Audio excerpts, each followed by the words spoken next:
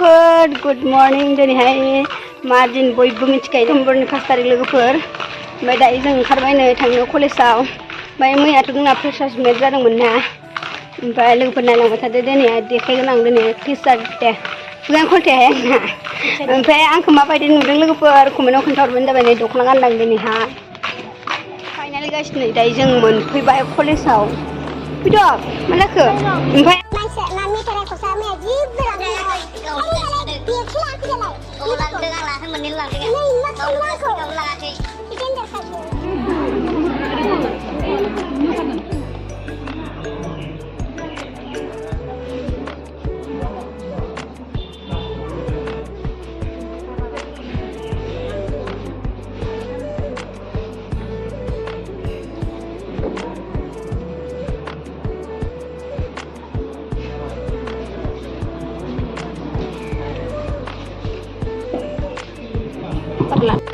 Hello.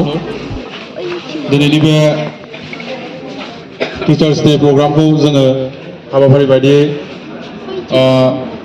Teachers day नि cake मोनसे लाबोनाय जादों बे केकखौ हागोन जोंनि प्रिन्सिपाल सार आरो प्रिन्सिपाल सारखौ एकम्पानि खालामगोन जोंनि भाइस प्रिन्सिपाल आरो लोगोसे टीचिं स्टाफनिफ्राय सासे मेडाम आं रिक्वेस्ट खालामो दिनैनि बे केकखौ हानानै जोङो जोंनि टीचार्स डे नि प्रग्रामखौ आवगायलांनो सानदों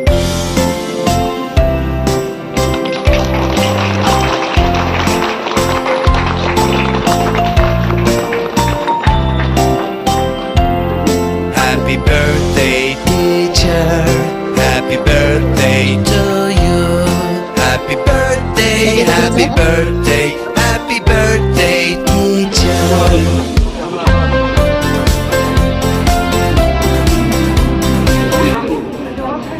Thank you. So, as per the program, I request the Students' Union to preside over this program. Thank you.